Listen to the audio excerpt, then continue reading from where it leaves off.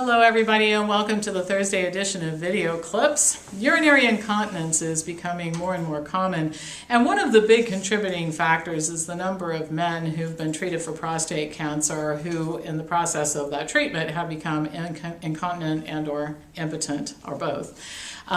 So a lot of these men didn't have prostate cancer. That's a different topic for a different day, but the bottom line is that roughly 1 million men in the United States have had this type of treatment. So that's certainly contributed to the increased risk of incontinence.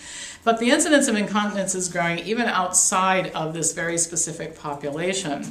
The cost of treating the condition is high. In 2007 it reached $65.9 billion and it is expected to hit $82.6 billion by the year 2020.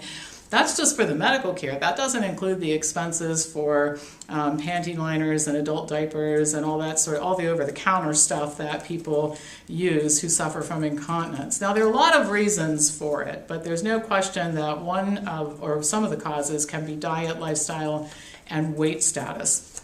For example, diabetics are known to have an extremely increased risk of incontinence, and the reason is due to autonomic neuropathy. Damage to the nerves can impair the ability to sense bladder fullness, and then this can in turn result in incomplete emptying, urinary dribbling, and overflow incontinence. Studies show that health improvement does improve incontinence. One study showed that overweight and incontinent women who lost weight showed significant reductions in urinary incontinence episodes based on the amount of weight they lost. So the more weight they lost, the better they got, and it was dose dependent. Another study involved over 1,900 obese and diabetic men who were randomly assigned to intensive lifestyle intervention or just the traditional diabetic education and support type group.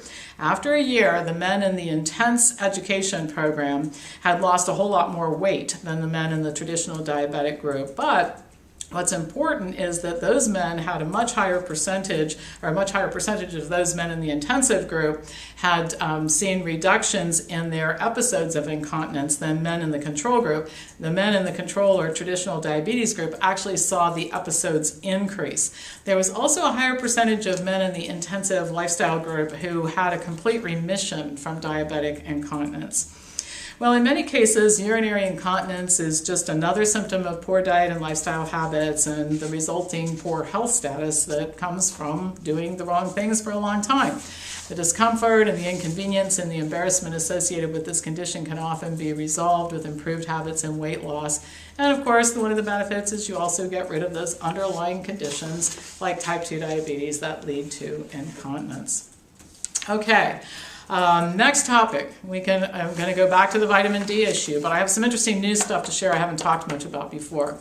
Okay, so let's start at the beginning of the story. We can all agree that there is a correlation between vitamin D levels and many diseases.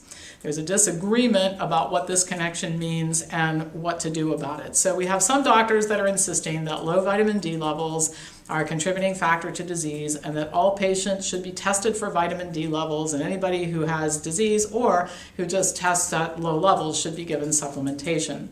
The problem is that there's just this ginormous disconnect between the studies showing a correlation between D levels and disease and then the intervention studies where you give people who have these conditions vitamin D, and most of the time you don't see improved health outcomes. So if low vitamin D levels were actually a contributing factor, you would see a high incidence of improvement in patients as a result of taking supplements, but that just hasn't been the case most of the time. There are two reasons for this, I think. One is many studies are showing, and the body of evidence grows every day, that the low vitamin D levels are the result of disease, not the cause of it. It's a marker for health problems, not the cause. And then another reason is that supplementation is not a substitute for vitamin D that's produced by the body in response to sunlight. It is very easy to achieve adequate vitamin D through levels of vitamin D through sunlight exposure, and several studies show that it's a better idea to do this than taking vitamin D studies. And in one study that I thought was really interesting, researchers looked at multiple sclerosis patients and changes in their health status in response to sun, and also their blood vitamin D levels in relationship to their health status. 264 patients with MS and 69 healthy controls agreed to have neurological evaluations, MRI exams, to provide blood samples and answer questionnaires. The questionnaires included things like information about race, skin and eye color, supplement use, BMI, sun exposure, and then they measured their vitamin D levels as well. Increased sun exposure was associated with less neurodegeneration in multiple sclerosis patients, and it had nothing to do with their vitamin D levels. More sun exposure resulted in increased gray matter volume and whole brain volume.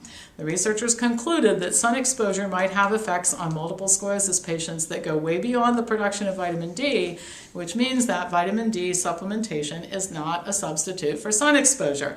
I've said this for years. If we were supposed to take in vitamin D by mouth, I don't know how we survived because it isn't in food. How did we survive as a species so that I could deliver this lecture and you could watch it if we were not capable of producing vitamin D in response to the sun?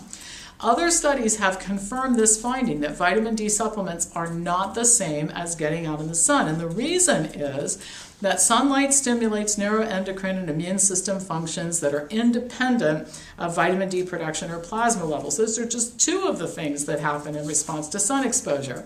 One analysis of the relationship between vitamin D levels and multiple sclerosis concluded that it is quite possible that multiple sclerosis patients would be better off with lower levels of vitamin D that came from sunlight than higher levels of vitamin D that came from supplementation.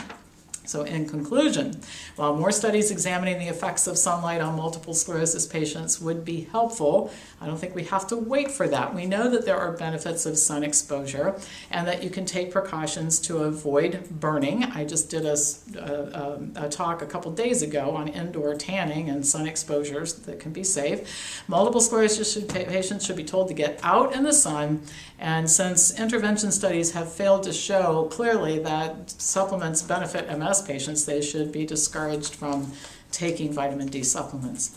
All right, these articles will be posted in the Health Briefs online library by the time you're listening to this, so pass this on to anybody who you think might enjoy watching it, and I will be back to you next Thursday with more news.